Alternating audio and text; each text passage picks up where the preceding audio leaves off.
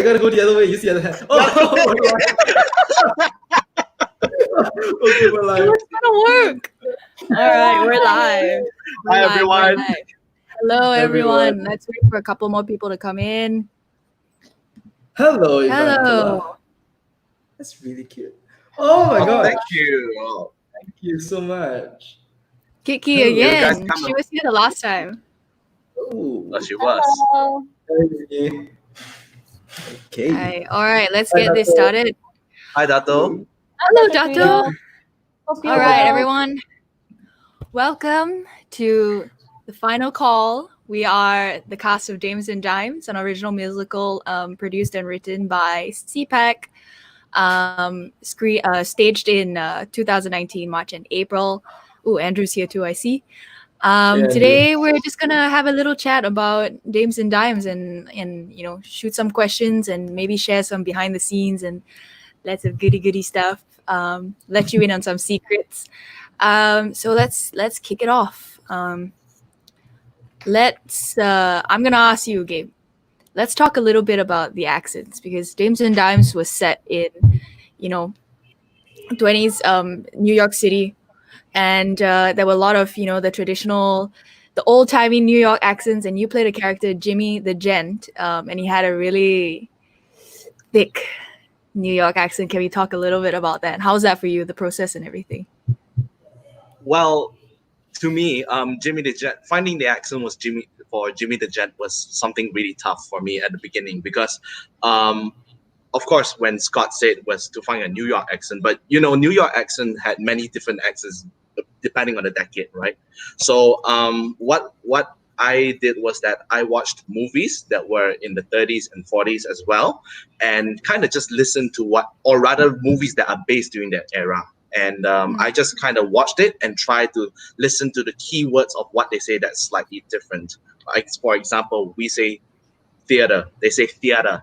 It's that slight little twang to it. And once I got that part, everything just kind of went better, more smoothly in that sense. Mm-hmm. Love it. And we had a lot of guidance as well. Yeah. Of course, with Scott's approval as well on that. But like for Brian as well, like talking about the accent, do you reference any movie characters or anything? Yeah. There was no specific character. I just remember watching movie references that Scott gave me, and also going up to YouTube and just typing in how to learn a New York accent, right? And the process was very interesting for me. It wasn't something that I could just I got to hear and then I can just do it. My process went along the lines of hearing repetitively, and then repeating and sort of mimicking his voice, his vocal placement. And then when my mouth muscles got so used to that, then I would take out the script and try to speak it in that tone. And it's not something that you get like in one day. I think that whole process took me like 2 to 3 weeks of just practicing every day. Yeah. But what I'm really interested to hear is Erica's story of how she got the Russian accent. We love you.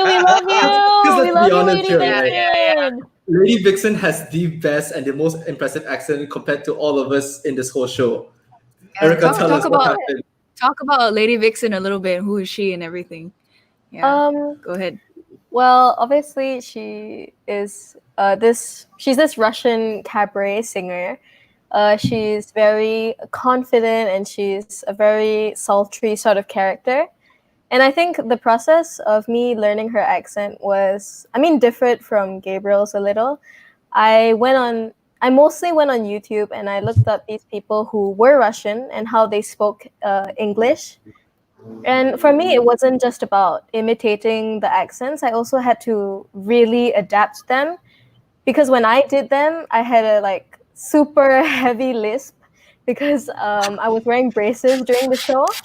So I had to really sort of adapt the accent in a way where I couldn't let that show and stuff like that. It was a lot of practice, and I did a lot of recording myself to make sure that how I sounded was, clear, and I wanted it to sound a certain way. So I wanted to make sure that I could get it every single time, and it comes with practice. Mhm. Yeah, and accurate as Yeah. well, because learning a Russian accent can kind It's not of easy. offend a lot of people. It can offend. I recently had to learn a Russian accent as well, and it was not easy. So I really commend you for doing that, man. It's Yeah. great. Yeah, man, Yeah, dude, sorry, your Charmaine, you were saying performance is something. no. I just want to add that like I remember watching Call Me Lady Vixen, which is Erica's solo number, and because Frankie was in the scene, so obviously I watched the whole number. I was just so mesmerized by your charisma. Your charisma was just through the roof, man. It was really really good. Sits Probe, Thank doing Sits you. Probe especially. It's pro. Yeah, Yeah, yeah, during the sit, bro. bro. I chilled. I chilled. I remember people going, ooh, like when you hit like that first like really strong note. It was really Yeah, it was really very good. Yeah. Oh my god! Absolutely, Whoa, absolutely. Thank you so much, Yeah. guys. definitely. That means a lot to me, considering the character was so like out of my comfort zone and very unlike myself. I sort of had to like create this alter ego so that I could stop being so conscious about it and stop overthinking. So I could just leave it all on the stage and not let any of that hold me back and stuff. Yeah, that was Well, great. speaking of Totally. alter ego, like I understand, like like you said, you have to create an alter ego, and that happens. Well, there's always this thing about actors, having their own ritual to bring out that alter ego within them. I'm sure you guys as well have these kind of alter egos, but bring back to you, Alex, because I understand your character of Angel and you as a person are two worlds apart. How did you have to also go through that process of creating an alter ego? Oh man, it was a long and difficult process because I think before I auditioned and even when I auditioned, I think Scott can definitely vouch for me. It's just really awkward and tall and not really knowing what to do, and I was like pretty much like a tomboy, always in my ripped jeans and my sweaters and oops, Mhm. I'm in a sweater. Um but I think that really changed me. It was a complete 180, trying to fit into the whole character of Angel. She's just so completely different from who I am, in every aspect possible, and with the southern accent packed into that as well, and 4 quick changes in the show, and it was insane. It felt good, and I don't think I perfected it. I would really like to like play her again. Um, but it was yeah, sorry, I can outsider. imagine I Jato going like, "Who is non-Champakan, that girl?"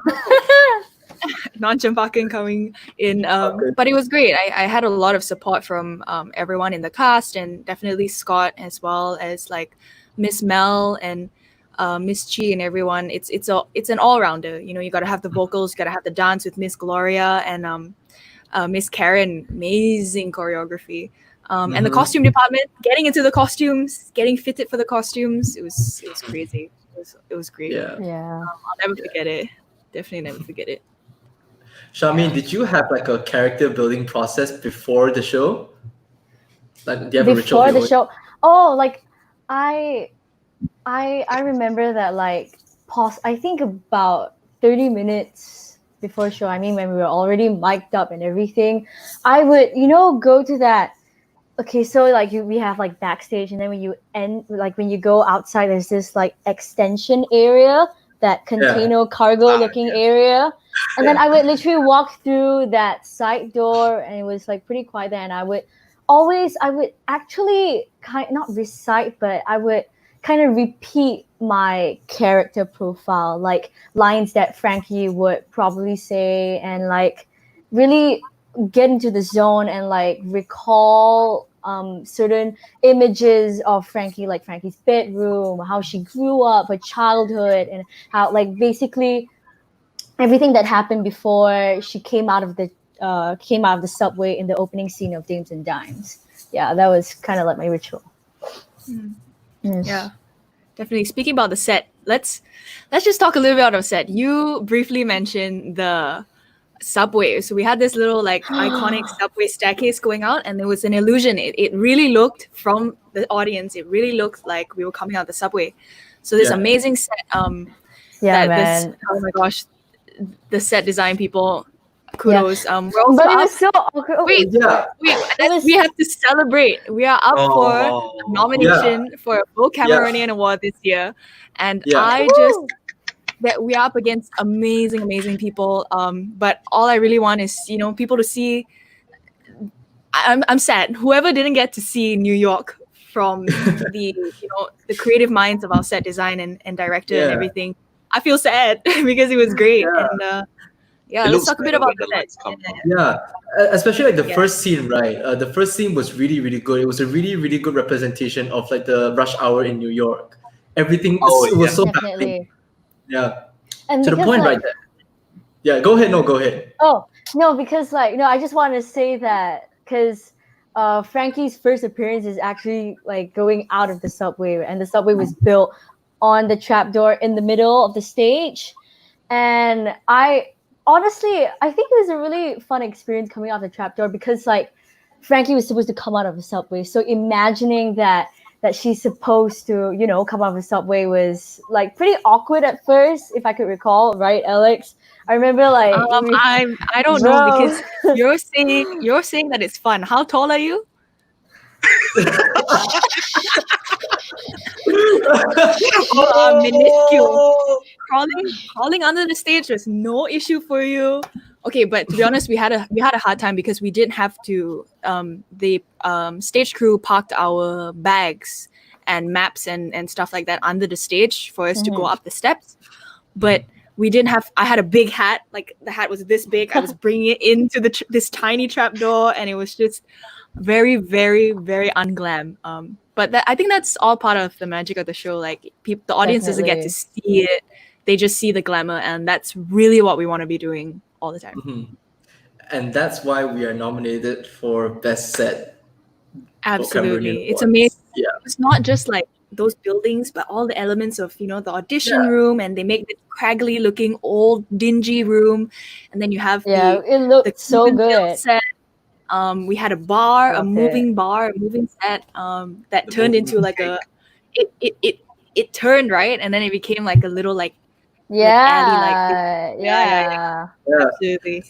Oh, another category that we're nominated for choreography. Yes. So congratulations, Miss Karen and Miss Gloria. You guys did a killer job. Oh, remember, Brian, we did that little flip trick in our Cuban scene, right? Like, I remember how difficult it was to do that. Like, oh my God, I can still remember it like until now. Okay. Oh my God. So for those who don't know, there was this scene called Cubanville where Charmaine's character and my character had to dance. And there was this dance move that we had to do where I had to carry Charmaine and I basically had to flip her 360 around my body. That move is called Around the World, and it was the most difficult move, I don't know, for me to learn throughout this whole show. Yeah. Wait, what was it called? Around the World? Around the World, yeah. Around the World. Yeah. It was honestly one of like it was so difficult. The move like, was a slow mo. Oh my, yeah, we even have like slow-mo vids, and like you can literally see like my whole body just go 360 and like, wow, like I cannot even believe that we pulled that off, to be honest. Yeah, and to be honest, that was a pretty dangerous move. Like I remember during the rehearsals, we had to have Scott, Alex, and just anyone we could find around this, because when I flipped you, in order to make that move happen, I had to really throw you with everything I got. Like really just throw you and trust that you're gonna swing around me instead of out of me, Yeah, and I actually resisted initially, right? Like I remember that there was a problem. You turn it the opposite way. And I guess I didn't have like enough strength in my core. to crunch forwards. Yeah. Cap and crunch. So that was crunch. Yeah. So legs kiap and then you crunch. The wise words of Miss Karen. Yeah, and we did it for like a whole day and a half, and we couldn't get it done until this Karen was one more time. If we can't do this one more time, then we're just gonna water it down. Yeah, we're gonna water it down. I think you guys had the plan B was just to carry her and then put her back down, or like spin with her and then put her back down. People do it in every musical, right? So we're like, no, we have to like spice things up a little bit. At that Kari, okay, no one. But she said like this one time, if you can't do it, struck it off. And then Charmaine was like, Charmaine, and I was like, that's right. Bam. It just happened. It just happened. Oh my god. I Yeah, remember I'm pretty I proud of almost it. cried, man. Like I was, oh my god, we actually did it. And like the satisfaction was just so immense. I was like, oh my god. I couldn't. Oh my god. Good Okay, times, man, good times. okay, guys. Speaking of set designs, right? One of the most iconic parts of this whole show was the cake. All right. So, Alex, throughout that scene, right? How was the experience for you coming out of the cake? Was it easy? What happened behind the scenes that people don't see? Iconic. I miss my cake. I want it to be sent from Cheras to my house. I want it on my balcony 24/7. It needs to be with me. It's part of me. I don't know. It was a whirlwind because I didn't really know what I was getting myself into. I knew somewhere in the script it was gonna happen somehow, but I didn't fully know what this cake was gonna be like. And I remember getting called out of rehearsals to go take my measurements because they made this basically 5-foot cake. And it was just right about here, just enough for me to like reach my arm out and all that. And I got sent a photo of it a week later, and it blew me away. There wasn't even any color, but it was crazy. And coming out of the cake, getting into it was, I'm 176 cm. I'm tall, and I do not like closed spaces. So having to get into that cake, I think I had to like squat and put my heels on each side on these little platforms, and then use that, and then like balance as it rolled into the scene because we had to roll it while the scene was going. It was like a surprise birthday party thing for Ace. And yeah, it was crazy. It was a lot of weird stories, I'm sure, that I can't remember anymore. But it was like a bucket list item that I ticked off that I never knew I had, that kind of thing. Come out of a cake. Climb out of a giant cake. Giant cake, right? In a blonde wig. Blonde wig. In a blonde wig. I'm just in heels. It was crazy. In heels, and it was absolutely amazing. Oh my gosh, this is Mohammed. Oh Yo, Mohammed! Thank you so much. my gosh. Okay, He made it. What's the hardest aspect in getting into your characters for this show? Okay. Oh gosh. Okay, Erica, you start first. Making them believable. I think making them believable enough for people to relate to them and love them, because it is such a, I mean, all the musical shebang all aside, it is a very, very endearing, very heartwarming story.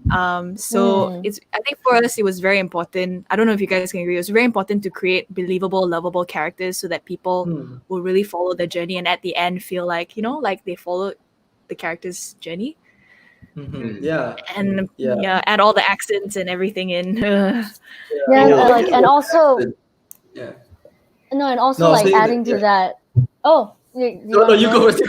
Oh no. no, like also adding to that, because like I played Frankie and I like, it was my first time playing like love interest in a musical, and for me like one of the hardest aspects I had to focus on in like when I was developing my character is the chemistry that I shared with Brian on stage. Like Alex said, it was difficult making your characters believable, and it was also difficult making our chemistry believable as well.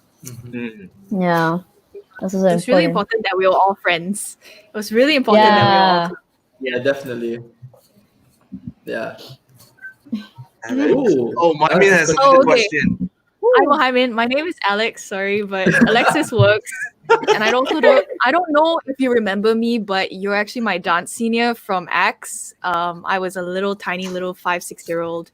All the way back. We all looked up to you. Yeah, it's been like what 13 years. I don't know if you remember me, but anyway, what is it like being part of a Cempaka musical and its performing ecosystem? I came in, I was shook. I was absolutely shocked to the core because of just the professionalism and the skill of the show and how much they put into creating this show that's on a professional level. I think I had only ever done like really rookie musicals in high school where your set is like one table and one broken bridge, and you have to perform Oliver the musical and make it a believable London. And just coming in and seeing the big stage and all the fancy lights and mics and the littlest things like just blew my mind. And I think it was a bit of a shock. But also I felt happy that Champakans had this kind of privilege, because a lot of people out there don't have this. And I really, really hope that all Champakans out there watching, don't take it for granted. Even professional theater out there is not this good. Not this good. Yeah, like this, you won't get like the set that we usually get in like Champaka musicals. Like the scale, like the production value of our musicals is just we have so many amazing beyond all of us. There's so many amazing people behind it. Okay, I have a story to share, guys. So after I graduated from Champaka, right, I went to Taylor's University under the ADP program, and I took a course in theater, right? And during that time, we were just learning the fundamentals of theater, some of the basics, mainly dramatic theater, right, and naturalistic theater.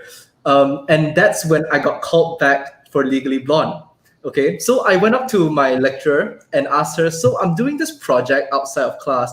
Can this be, by any chance, be used for my credits? Just give it a try. And then she's like, where? High school? And this is her words. Why would you go back to a high school to do your shows? And I was like, Okay, so, and I just didn't say anything. I just left it at that. Then when Legally Blonde came, the complimentary ticket I had, I gave it to her and I said, you must come. She says, okay. She came, she watched it, and after that, she never could stop talking about it. Because not only was she a theater lecturer, she was also a BOH Cameronian judge. And she was just so blown away by the quality because she thought that it was just going to be some mediocre standard. But when she saw that, she was like, and she went back and started telling everyone, like, you got to go see Champaka, you got to go see the show that they done. So that's just my story and just something that happened to me. I was like, yeah. That's great. Yeah. Oh, we got another question. What would your advice be to younger students that are aspiring to take the stage like you did in a future CPAC production? Oh man. Hello, Auntie All right. Hisham. Hope you're well. Thank you for your question. Thank you for your question. Okay. Anybody want to take this? I think Oh, Erica, step it up.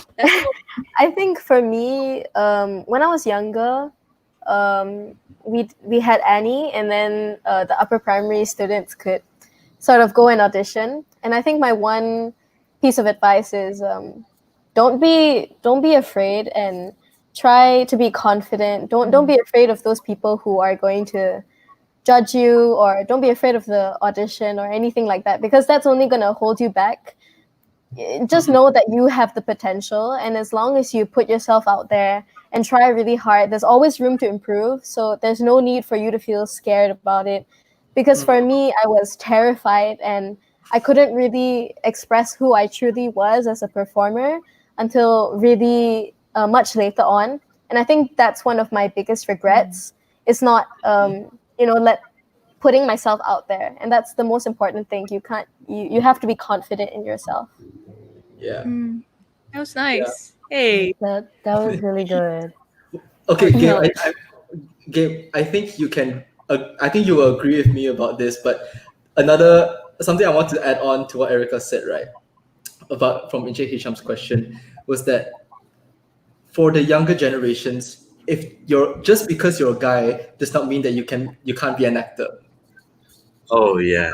It's not mean that you can't join the arts, or like it's too feminine or too childish for you. There's no such thing, right? Yeah, there's no such thing.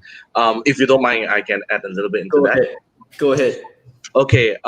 As for me, I go all the way back to 2008, when Champaka performed the West Side Story. It was 12 years ago. Yeah. Oh my God. Getting old, guys. So I remember back then when I first joined West Side Story, my classmates, because boys being boys, when they're at that age, when they're growing up, they think that, it's so uncool to do performing arts. It's more cool for guys to be doing sports instead.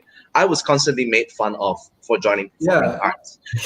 I didn't understand why, but personally for me, I found home in performing arts, and it's actually the very important formation of my years to who I really am today.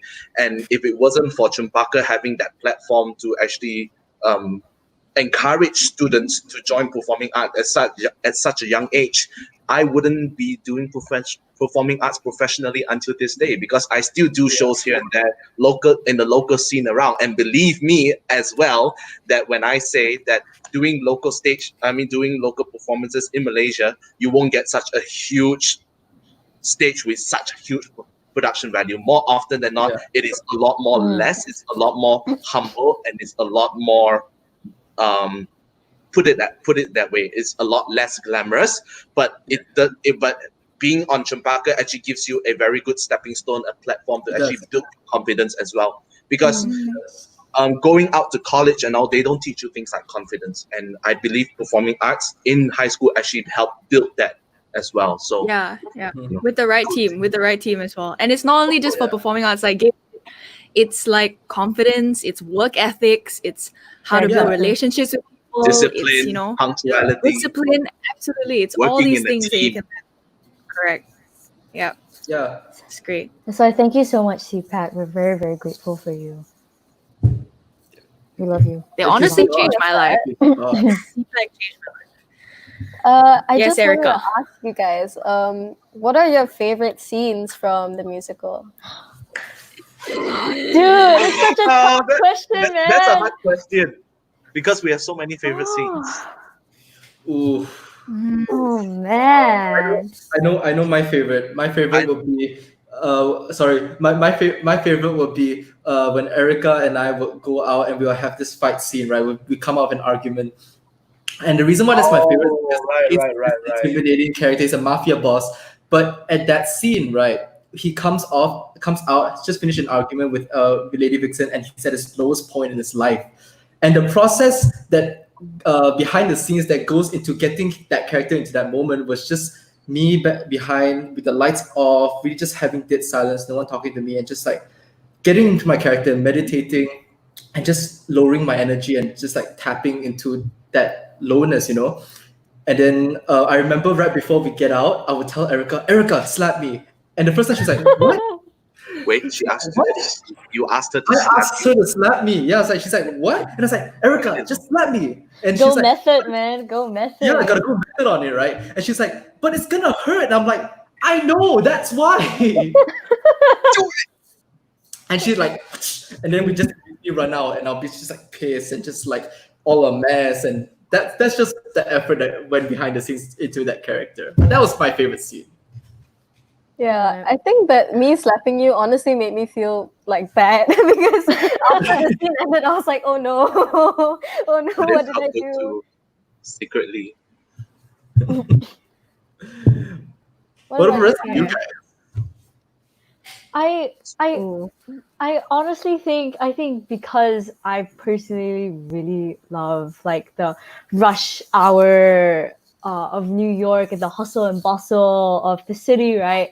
The opening scene is definitely one of the most memorable scenes like in the musical, because like Frankie, like I mentioned earlier, comes out of subway, like she sees all the lights, she sees all the people, the buildings that were in a V formation. I mean, that was how the set was built, and it was just, and like our opening number was like 10 minutes, and it was like boom boom pow, we hit, like, oh my god, like the number was perfect, the choreography, everything was just, it reminded me of how New York really was. That was amazing. Honestly. Wait, how about what about you, Alex? I mean, aside from the whole I'll be your angel scene, aka the cake scene, I don't know. That was a challenge, and that's definitely one of my favorites, but also the most nerve-wracking to go on for. I think it will probably have to be the balcony scene as well, and you can definitely vouch for that. That's so cute. So this set had a balcony.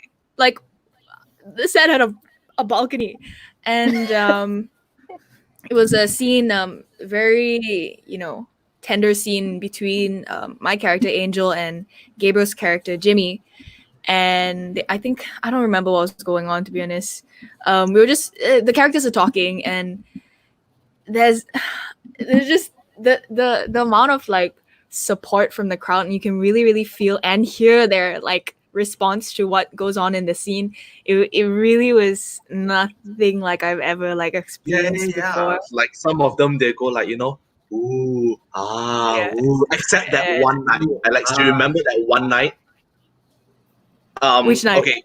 Okay. For those who've not watched Dames and Dimes, there was this one night where Alex and Angel and Jimmy, 3 people, you get the normal response. You get people that goes like, ooh, this kind of thing. But there was this one night, in the midst of that awkward silence, somebody in the audience just shouted, "Woo! Go Jimmy!" Oh, I remember this. Oh my god, I remember this. It was definitely a Champakan. So if you're out there, Yeah. Kudos to you, We because see it was great. you. It was great. I think I remember coming off the balcony, just like I think we're like grabbing each other, be like, "Did you hear him? That was so funny, dude! Try not to laugh." It was so good. It was But so I think good. that's like it's but it was so welcoming at the same time. It's Yeah, nice that yeah. people, actually are following. That it's the second half of the show, and the fact that people are still supporting, it means they are following with the plot. They know what's going on, Mm. exactly. and they found the character that they root for. So definitely They're felt like invested. Yeah, Very exactly. invested. Yeah. Yeah. For Sorry, people who Charmaine. don't know, right? No, sorry. Oh, it's okay, you go ahead. Go ahead. No, I was gonna say, like, for people who don't know, right, as actors on stage, right, we can actually feel the overall energy from the audience. So your energy and your Yeah. presence really matter to us. Because like if the energy is like really high and we get a good response, then like we feel great. But if it's not, then it's sometimes it gets us off. But then it's also our responsibility to carry on anyways. But it's just feel you guys, and part of the joy we have in acting is knowing that you guys are really enjoying the show. Yeah, definitely. 100%. Yeah. It's such a great Sorry. feeling. Sorry, Shami, I cut you off just now. No, I just wanted to say that, like, yeah, I remember moments from like the actual shows. Like, I remember like when Brian and I had to act that scene when you asked me like, "Oh, do you know what I like about you, kid?" That romantic Oh scene. yeah. I remember like every night without fail, like people would just like go, "Aww," and honestly, it just It was made me good. feel happy. Like I did my job as an actor, Yeah. really. Yeah. So Mhm. it was a really good I'm experience. gonna close with one last question. Were there any funny moments like behind the scenes or like anything you remember that you want to share? Fails, flops, that kind of thing. Can I share Go. one thing? It's gonna be great. Alex mentioned the cake scene earlier, right? So basically, she had to come out of the cake, and I was there. I was the one actually singing the song. So I was at like stage right at that little cubicle. Oh no, I know the On story. stage. And the thing is, okay, it was during rehearsal, so everything should have been fine, I guess. No, but I remember like the first part of the song, I was supposed to sing happy birthday a cappella, okay? And then halfway through the first line, I burped. So it's like, happy birthday to you. Oh. I remember that. We actually have that. Oh my god. I think it was also actually like have it on happy tape. birthday to you. And I was supposed to be Carry all on. sexy, charming, seductive, and then like so It and was I good. even have it on tape, and that Yeah, was we did. Yeah. It's good. Yeah. Oh my gosh. Any more stories? My like, okay, it was not really funny. Oh no, there's a question from Muhammad. How has Champaka production shaped your perspectives in life? Ooh, Wow. It's a deep that's a question. That's a big question. Man. Okay, where would you like to go? Perspective in life. Wow. Okay. Whew, okay, I'll try my best to answer, seeing that I'm the oldest one here. Okay, how has Chimbakan production shaped your perspective in life? I guess most important thing I've learned joining Chimbakan Productions is actually about how small you actually are. Because when you're working in a production of 200 people, you realize that you can't do everything alone. You need these 200 people. You need everyone to be working together and to actually get something done. And that translated very well to my time when I actually started performing in shows outside of Chempaka professionally. That's when you start reminding yourself, like, you can't do this alone. You need to really cooperate with everyone, from your orchestra to your fellow cast members on the stage to sound crew, even the lighting crew. As tiring as it is for you, they are also trying their best to put up, because everyone has the same goal in mind, that is to put a good show. So I think that really helped me understand about the importance of being humble at that part. Mm-hmm. Yeah. It was great. Wow, such a heartfelt message. All right. Ooh, Oh, I mean, by the way, loving your energy, definitely missing Malaysia. And I love to see you guys working on stage and make me proud of you. Ooh, that Muhammad. brings me. Right, listen up, everyone watching. You're getting the first little. What do you call this? A little secret? I don't know. You're getting the first cup of tea. Mohammed, you can watch us work it on stage, because CPAC is generously screening live on YouTube, on their YouTube channel, CPAC. They're gonna stream Dames and Dimes, the pro shot. The whole, Everyone has worked incredibly hard on this. We did the easy job, just be on stage, but the crew and Scott editing and all the editors and camera crew and everything is just amazing. yeah. We are so lucky that we Shout out to can. them, man. That's Yo. Shout out, man! Shout out! That's why we're up for 4 Kudos. nominations. So That's you how- actually that's get why to we're see us. You Yeah, get to you see really us. get to see us. It's a rare opportunity, Wherever you are. and it's We very get generous. to see ourselves. We get. Oh Yeah. well, I'm not very. Oh, and you know. you want to Oh, know man. something? To the audience, you want to know something? We've never seen ourselves in Dames and Dimes. Yeah. Because we're on stage, we've never seen like a clip of us of how we look like during the show. So this is gonna be really fun for us. And it's gonna be great. You're gonna get to see, not only see us, but see the amazing work. We're so lucky to really get to commemorate all this amazing work that everyone has done. We're up for 4 nominations, like we said, for BCAAs this year. Sorry, and there's a live stream going on Kaki Seni's Facebook on the 2nd of July. So that's a live stream, and that's when they're gonna announce the winners. And before that, the day before, on the 1st July, come watch Dames and Dimes, the pro shot.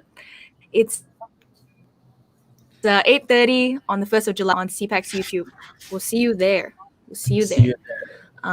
So that is a wrap on our little chat session. We hope that you have fun, as much fun as everyone have fun. Do y'all have fun? Yeah, oh my god, I was so nostalgic. No response? All right. A lot of fun. It was great seeing you guys. Thanks for the Stay opportunity. safe, everyone out there. Thank you. Yeah, man. It's great to be able to like reminisce and walk down memory lane again. But We miss hope you you guys. enjoyed this topic. And we hope you have fun listening to lots of burping stories and all that jazz. Burp. Bye, Dato. Bye, Right, Andrew. Bye. Thank you, everyone. Thank you so Thank much. you. Thanks for Good tuning in. night. Thanks for watching. Bye. Bye.